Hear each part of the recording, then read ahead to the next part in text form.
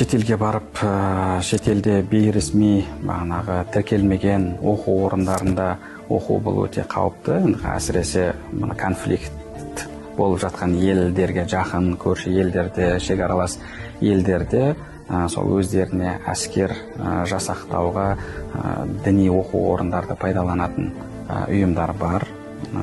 Бұрынғы уақытта мысалы бір ауылдан бір кісі шығып, ол Бұхараға барып оқиды, болмаса Қазанға барып оқиды.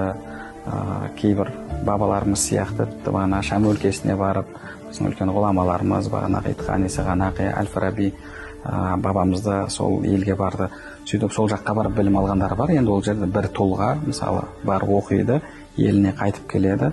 Сол халық үшін мәлімет көзі болады. Яғни шариғат мәселелерінде, өмірлеріне қатысты бағанағы адалар ара мәселелерінде. Ал қазіргі уақытта олай емес. Жалпы интернет пайда болғалы идеология мәселесінде шекара деген дүние жоқ. Мысалы әсіресе TikTok желісінде түрлі бағытта диспуттар, пікірталастар кетіп жатыр. Мысалы Ханафи сәләфи немесе сәләфи сәләфи деген сияқты, тіпті бағанағы Америкадан өзіне ұстаз тауып алып діни ұстаз тыңдап жатқандар бар. Номан Алихан тағы да басқа да сондай уағызшылардың уағыздары көптеп орыс тіліне аударылып жатыр. Кейде оны арнайы дейміз оқырмандар жинау үшін, рейтингін көтеру үшін де істеп жатқаны байқалады. Еліміздің азаматтарын оқуға шыққысы келсе, сол өзіміздің муфтият арқылы, муфтиятпен арасында келісім шарт бар оқу орындарына баруға кеңес береміз.